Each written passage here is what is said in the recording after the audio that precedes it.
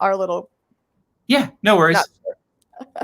Okay, Tim, please tell us all about you, your name, just anything that would be interesting for us to know or learn about you.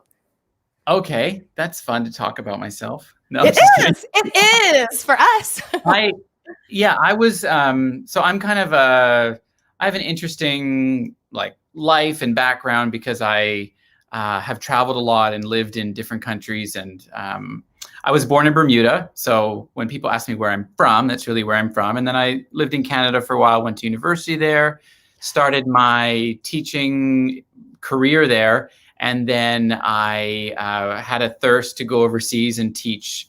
And I left my contract as it was, and I was basically told I could come back to it after a year of teaching in Beijing, China. So I did that. And then I wanted to stay another couple of years. And so I finally ended up giving up the contract in Canada. And I've been overseas in Asia for, almost 10 years. So it's been a cool ride. So I live in Kuala Lumpur, Malaysia. I've been here for 6.5 years, I think now. So teaching for 4 of them in a private, like international American school. So basically teaching Common Core, everything to international students, kids of expat families that live over here and all that kind of stuff. So yeah, and then I fell into online teaching when I quit my teaching job and I wanted to take some time off. So that's basically how I found VIPKid, and then I've been sort of working for them ever since and doing lots of things. So that's a little bit about me. It's so cool. Yeah. I know. And then there's somebody like me who I've lived in 2 states in the US and that's it. I mean, I've moved around, but like I am not a world traveler. Like to travel? I like to travel. I don't get to travel very often because my kids are really young. And you've got a lot of them. Yeah. Yep, I do. Several. Yes. So I love it. I think it's so fun hearing about other teachers and their backgrounds and how they got started. And I think your story is so fun because you've lived in a few different countries and you have traveled a bit. And I love hearing about how you were teaching before and how you switched over to online. So I actually would love to hear more about that. So if I give you the title work from home, I want to hear what all of that means to you, because I know you work for multiple online ESL companies. I know you are creating your own resources and things like that. So tell all of us what that means for you. What is working from home, companies, all of that? Sure. So before I got into working with VIPKid, I had this, I didn't know what, I wanted to work from home.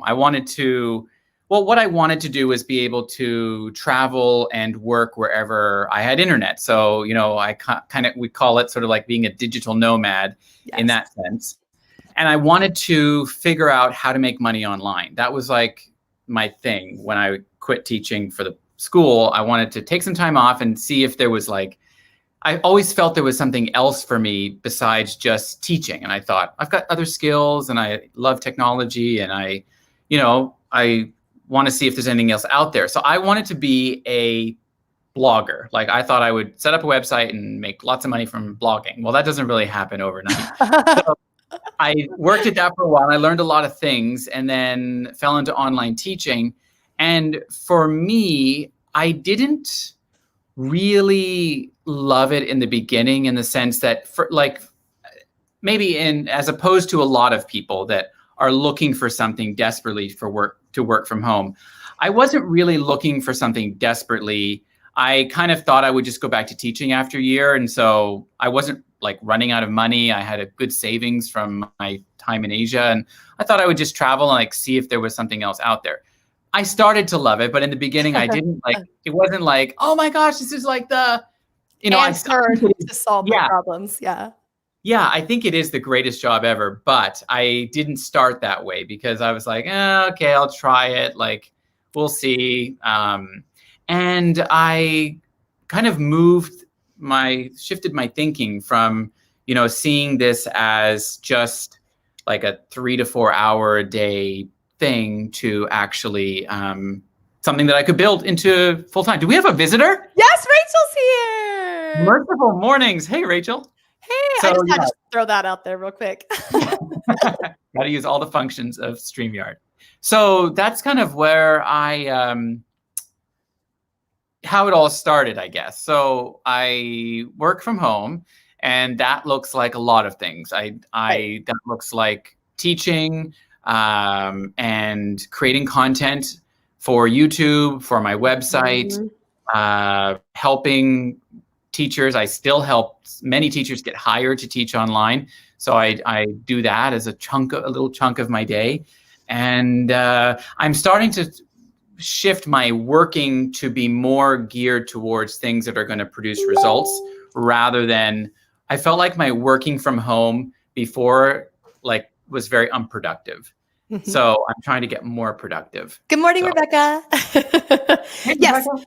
So you create YouTube content. What online ESL companies are you currently teaching for or have a contract with?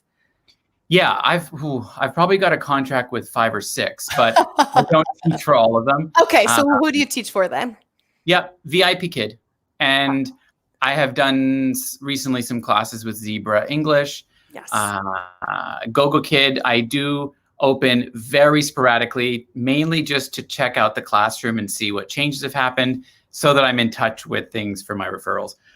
Because that has been a big increase in my time and in my income over the last 6 to 9 months is helping GOGOKID referrals. So I have been, so it looks a little bit like that, I guess. Does that answer your question? Yeah.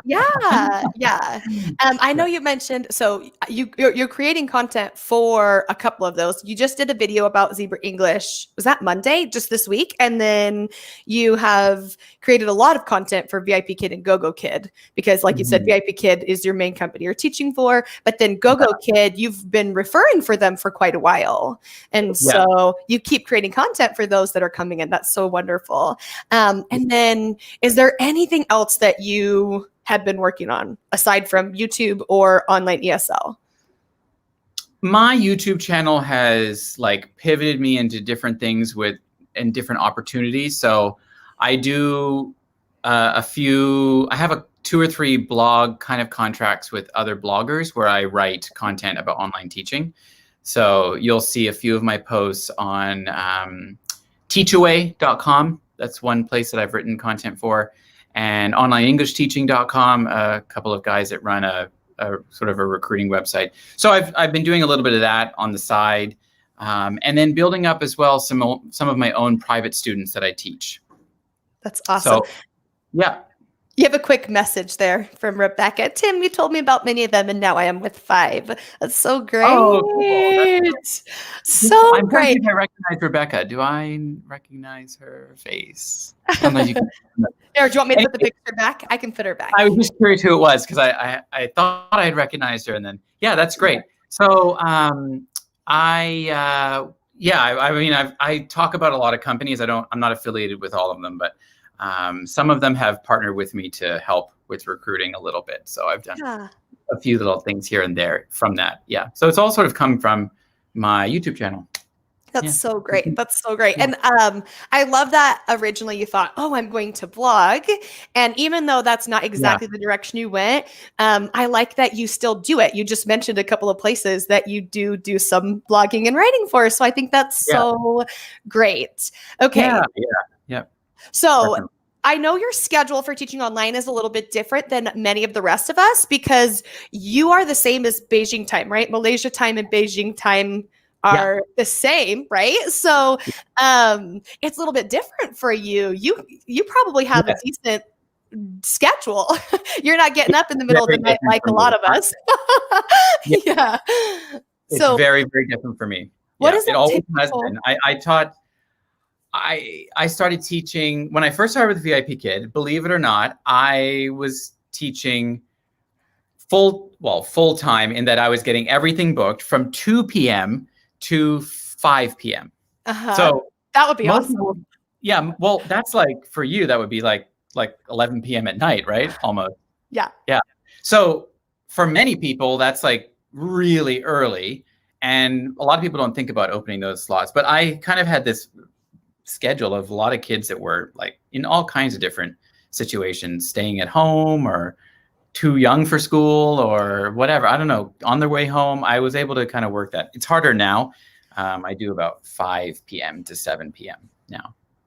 Okay. That's So like my core. Yeah.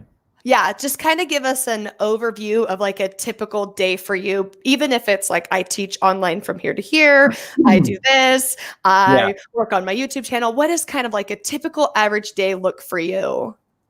So I've been working on creating theme days where like one day will be devoted to YouTube, another day is devoted to my website and stuff. Oh gosh, I had it on private chat. I don't see any comments. Now I see a few. That's okay. So what I do is in the morning, I work on the very first thing that I do is I get all of those things that just need to get done out of the way, like emailing, communication, YouTube comments, because I run a few Facebook groups. So I admin a few. So I keep up with, whatever, all the little things that happen with that. And then I spend the rest of the morning, working on, content, videos, creating different things, whatever it is. It just depends. Welcome, Amy. Hey, Amy. Yeah. So like I was saying, I've kind of got theme days. So I'll devote one day to my website, which is writing a blog post, updating pages, making Pinterest pins to get posts more searchable, things like that. Yeah, just all of those things. And now I'm working on projects and resources for online teachers. So I'm putting more time and effort into those things. So courses and projects and all that kind of stuff. So it just depends. My afternoon is kind of a lull, and then I'll pick up with teaching around 4 or 5. And I have 3 private students that are scattered throughout that and in the evenings. Yeah. I love that. I love that you said that you have your theme days. And what I'm hearing is even though maybe the exact items you're doing for each day, you still have kind of your morning chunk of time, you get some things done, and then you work on your theme stuff, and then you go into teaching. And it's funny you say you have kind of a lull in the afternoon, but someone who works from home, are you ever not working? Like, really? Yeah, it's a lull. You might not have a set, I'm doing this right now, but you're never not doing something. Totally. I'm sure. I'm sure. I think what I'm really trying, like, I don't have it all together, and it's hard. I mean, it's hard because I'm on my own and I'm trying to, make progress in my business, but I also didn't get into working from home to not have a life. And that's something that I'm trying to bring back into my life, is a life to, get out there and connect with other people. And, it's just so important. It's the one thing I miss about brick and mortar teaching is the community and, colleagues. So it's fun too. We get to connect over, I've got tons of new online friends and colleagues. So so I want to bring this up really quick before I transition to the next kind of part. But you mentioned that you're in a hotel this weekend for a conference. Can you just really briefly mention what DCA is and what your conference is about this weekend? Because I think a few people are curious or don't quite know. I am going to pop a couple more comments up really quickly right before we do that. So Rebecca teaches VIPKid. GOGOKID, Little Bling ABC, and Inactive. Oh yeah, she's with lots of them. Yeah. Great stock for me this year. It's a great tool that many overlook in their business. Yes, it is definitely some of my blog posts that now rank on the first page of Google have come from strong Pinterest pins that have done well. I am not a Pinterest expert. I have never used Pinterest except for creating your pins. Creating pins to help with online teaching. I never went into Pinterest to pin. I did once when I was getting a tattoo. Actually, someone said you should go on Pinterest and search for tattoos and then I love it. Pin them all into a board. So that was the one board I had. And I was like, I got to delete this. And did you pick a tattoo from the Pinterest pins that you found? I think it inspired my design. Yeah. Good. Yeah. Are you a pinner? I feel like I'm one step farther than than where you were, but not as far as other people. I do not know how to pin yet. That is something I will be talking to you about later, and our friend Serena a little later. And I was one of those like, why in the world did I pin a bunch of things that I'll never have time to make? And so I just didn't touch it for years and years and years. And then I started looking up like training plans for races, and I decorate cakes. So I started looking up cake ideas, and that's still pretty much what I use it for. But let's talk about DCA. Yeah. Yes. So I enrolled in Amy Porterfield's Digital Course Academy in September, and it's like, I don't know, I think it's 12 weeks. 12 weeks, you get lifetime access. It is a amazing resource for those wanting to create a course of some sort. So Amy teaches the webinar framework to launching your course, and then how to create it and all the great things that go into that. And she's taught me a lot about just business skills and how to show up and all that kind of stuff. So that's been really great. So this is a weekend that she created, I believe, just for her students and past students. Yeah. I believe it's called the Entrepreneur Experience or something. And she's got like Jasmine Starr coming from Instagram, and Michael Hyatt and others as well. I know there's others, I can't think of their names, but yeah, it's going to be awesome. So, but for me, it's through the night. So I decided I would get away and have a little staycation. I'm sorry, I had to throw this up there. She wants to see your tattoo.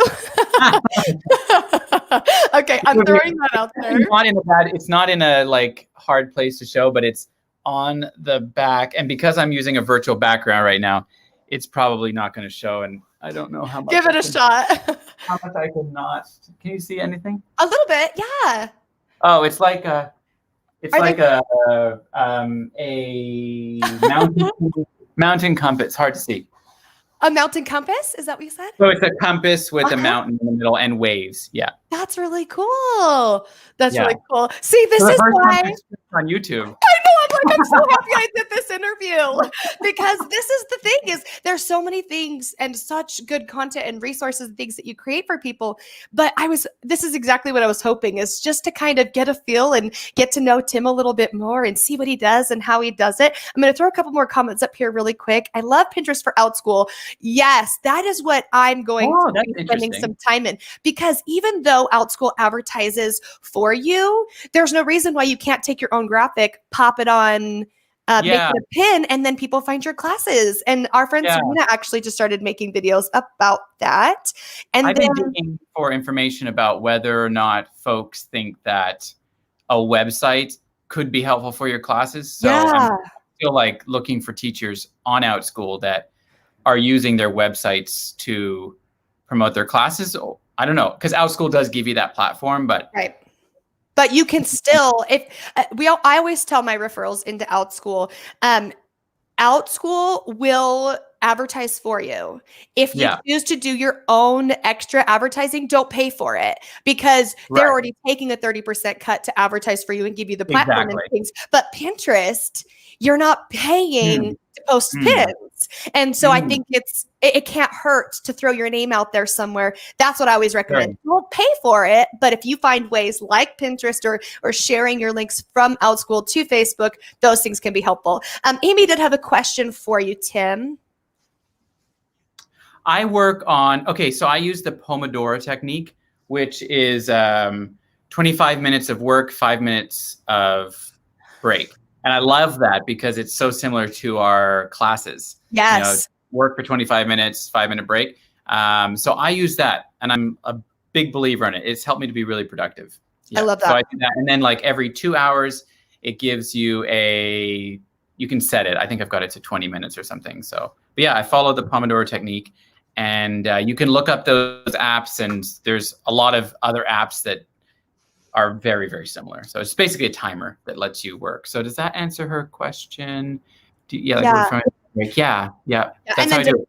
Divide up your day. He talked about in the morning, he'll do like emails and commenting in his Facebook groups he manages. And then he goes into a little bit of your content creation based on the theme for the day, right? Whether it's Pinterest or YouTube or whatever area he's working on. And then he takes a little bit of a break in the afternoon. Then he goes into some private tutoring and into like VIPKid classes or whatever company he's working on for the day. I like to think of, if I can get 3 hours of, that's my goal, is 3 hours of work outside of emails and messages and stuff like that. Like creating. 3 hours of great, hardcore work. So that's what I aim for, not including my teaching. So that's what I usually aim for. And Tim just works from home. Once he left his classroom teaching and thought he'd do a year of blogging, but turned into online education and YouTube and all of that blew up. This is what you do. Yes. Yeah. And I mean, I was talking to someone on a video the other day. Oh, it's coming out. It's an interview I did with teacher Danny. We talked about have we ever wanted to quit or go back to other work. I know you've got your kids, right? That you're we're okay. We're okay. Okay, just move me along. Yeah, we're just probably gonna go for about 5 more minutes, but you're good. Yeah. Okay. Cool. I just forgot to turn off my morning alarm to wake them up. But my husband part of my routine. Oh, your husband is? Yeah. So he's gonna wake them up for me. We're good. Yeah.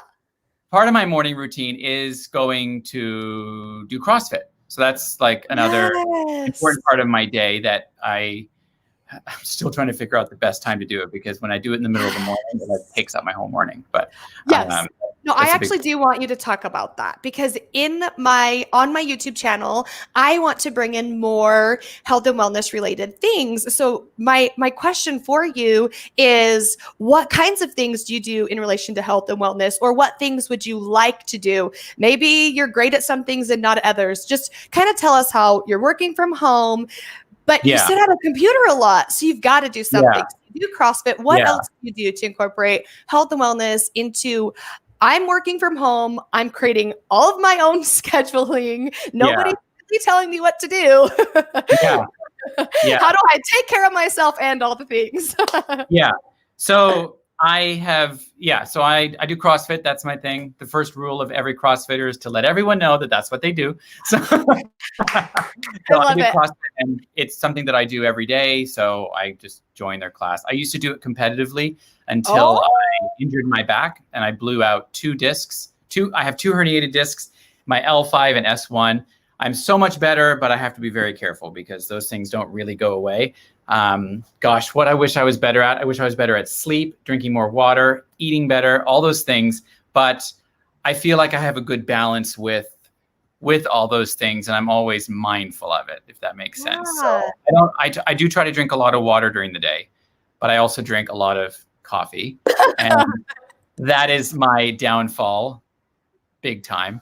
And sleep, because of my time zone. I work with so many people. I end up having this like late shift of emails and stuff that I need to stop doing at like midnight. And anyway, it's so funny because you know that there is no time of day or night that I haven't worked online. Right. So whether it's VIPKid teaching, or I was a mock class mentor for 3.5 years. And so with my young kids, I'm constantly getting creative with my schedule. And so you know that I feel you. And so it's so funny because I remember the other day I was like, go to bed, because I messaged you at like midnight. We were talking about this live. And I think it's so funny because you write me back and I'm like, do I write him back so he knows I'm up at 2 a.m.? Or do I wait an hour and pretend like I wasn't up at 2 a.m.? I know.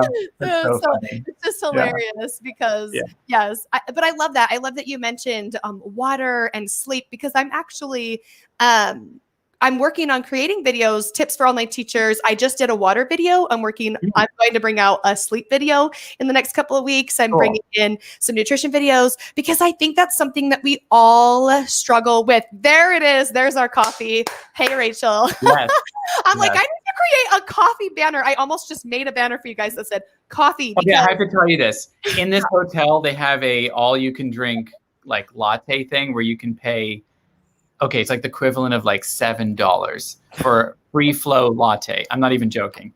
So this is like my day tomorrow is going to be just like wonderful, never ending What's that? Yeah. Wonderful. Yes. I think it's safe to say that like 99.9% of online ESL teachers or online creators live on coffee. I am that 0.01%. I do not drink coffee, but it's just so funny because that is life. That yes, and I feel it actually makes, for me, it's like it makes a connection to work and productivity. I'm not kidding. Like I make the cup of coffee and I get this like really fresh, I don't know, wave of creativity and like energy from it. I don't know if it's from the coffee itself because I don't think it could be a mental thing. Okay. Yeah, I love the holding the cup and like. I am productive now. Yeah. Yeah, exactly. yes. Yes. I love it. So CrossFit, you're always working on water, some coffee. Yeah, CrossFit, I do and run as well. You run? Did you just say run. you run? I love running. Oh, do you? Yes. Oh, Rachel's okay. Coffee now. So I actually started running after I had my first child. I started walking and then jogging and then running. And then in between having babies, I ran my first marathon last year. Nice. Awesome. Yeah, big deal. Not run a marathon. Because I'm really slow. I'm really slow. Like 5K. Yeah. You're really slow? I'm slow. Yeah. Running is really hard for me. So hard. I do it because it's so hard that it's a huge accomplishment if I do anything. So I'll tell you right now that the first time I ran a 5K and I threw up after. Oh no. Because I pushed too hard too fast. But like I've ran several 5Ks, I've ran several 10Ks, 2 halves and 1 full. But the thing is the accomplishment, even every time I run a race, even if it's only 3 miles, it is so empowering for me because it's so hard for me. And even though I kind of had to start over every time I had another kid or had my twins and I had to like rebuild back up and everything. Sure. You're just always a different place, but that's how I put in my head. That's how I can either so great. I can think about everything or nothing when I'm running.